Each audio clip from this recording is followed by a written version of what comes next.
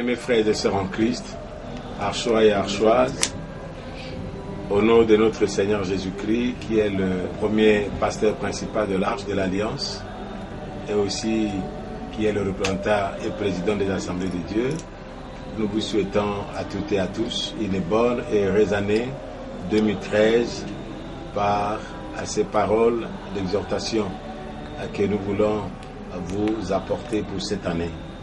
Le Seigneur a permis que nous soyons tous ensemble dans l'unité et dans la joie, dans le service.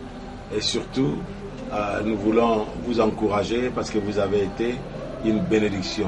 Tous les autres ministères, la communication chrétienne, l'intercession, le ministère auprès des femmes, auprès des enfants, auprès de la jeunesse, auprès des hommes, nos cellules de prière, le ministère technique et tous les autres ministères, vous avez été accueil et aussi service de protocole.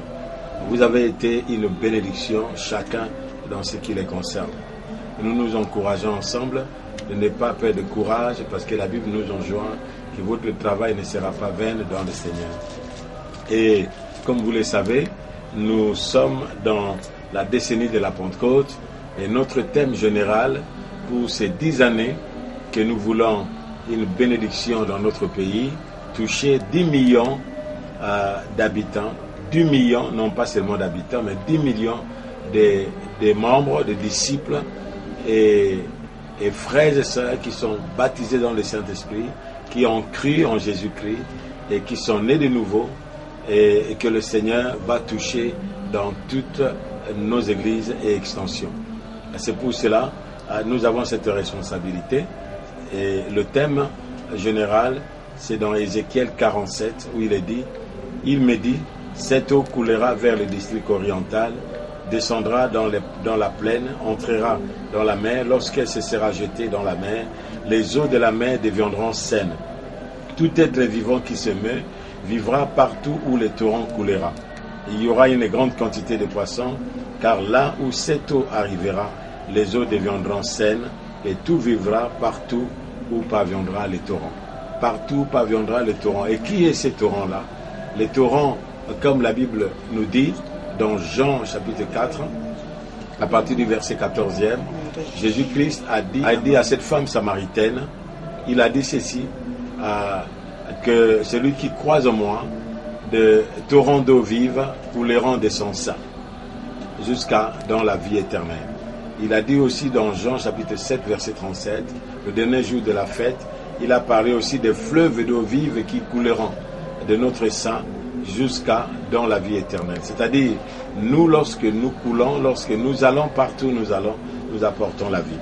Et pour cette année, nous avons notre sous-thème dans le livre de 2 Pierre, chapitre 1er, verset 4e. J'ai dit ceci. Je commence au verset 3e. Comme sa divine puissance nous a donné tout ce qui contribue à la vie, à la piété, au moyen de la connaissance de celui qui nous a appelés par sa propre gloire et par sa vertu, lequel nous assure de sa part les plus grandes et les plus précieuses promesses, afin que par elles vous deveniez participants de la nature divine, en fuyant la corruption qui existe dans le monde par la convoitise. C'est-à-dire, cette année, notre sous-thème, c'est être participant pour faire participer. Nous sommes participants de la nature divine et nous voulons faire participer les autres à devenir aussi participants de cette même nature. Comment le faire alors? Nous avons notre texte qui se trouve dans Éphésiens, le chapitre 3e, dans son verset 6e. Paul parle du mystère. Et ce mystère, c'est quoi? Je l'ai dit, à partir du verset même premier. À cause de cela, moi, Paul, le prisonnier de Christ pour vous, païens, si du moins vous avez appris quelle est la dispensation de la grâce qui m'a été donnée pour vous. C'est par la révélation que j'ai eu connaissance du mystère sur lequel je viens de décrire en peu de mots. En les lisant, vous pouvez vous représenter l'intelligence que j'ai du mystère de Christ. Il n'a pas été manifesté aux fils des hommes dans les autres générations, comme il a été révélé maintenant par l'Esprit aux saints apôtres et prophètes de Christ. Ces mystères,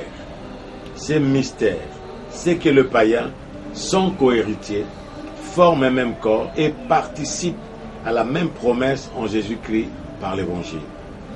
Je le répète, verset 6e. Ces mystères, c'est que le païen, son cohéritier, forme un même corps et participe à la même promesse par l'Évangile. Comment devrions-nous faire pour faire participer aux autres les promesses de Dieu, les bénédictions de Dieu? C'est par l'annonce de l'Évangile. Nous ne pouvons pas dire le Congo est béni.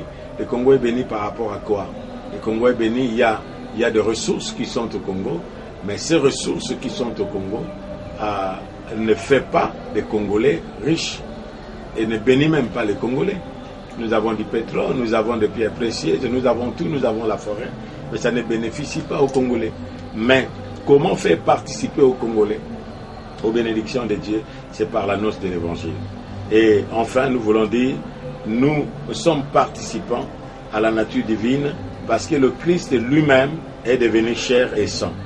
Il a participé dans cette même nature. C'est pourquoi nous voyons dans Hébreux, le chapitre 2, verset 14e, il est dit ceci. Ainsi donc, puisque les enfants participent au sang et à la chair, il a également participé lui-même, afin que par la mort, il anéantisse celui qui a la puissance de la mort, c'est-à-dire le diable, et qui délivra tous ceux qui, par crainte de la mort, étaient toute leur vie retenus dans la servitude. Ainsi donc, comme les enfants sont chair et sang, Jésus-Christ lui aussi est devenu chair et sang. Et en devenant chair et sang, c'est pourquoi? C'est pour mourir à la croix pour nous. Il est mort à la croix pour mourir pour nous. Il est devenu chair et sang parce qu'un esprit ne meurt pas. Comme l'homme est chair, l'homme a la nature charnelle, Jésus-Christ lui-même est devenu aussi homme. Parce qu'un ange ne pouvait pas mourir. Et cette personne-là devait être une personne qui devait être moralement pure. Il n'y a aucune personne qui est sur la face de la terre qui est moralement pure comme Jésus-Christ. Parce que tout ce qui habite la planète Terre, nous dit Actes des Apôtres, le chapitre 17, verset 26, il est dit qu'il a fait que tous les hommes qui habitent sur toute la planète Terre sont issus d'un seul sang. Et comme tous, nous sommes issus d'un seul sang. C'est avec le sang de qui Dieu pouvait nous accepter. Dieu pouvait nous affranchir.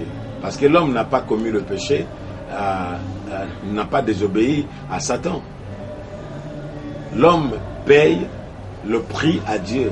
L'homme est châtié et condamné par Dieu.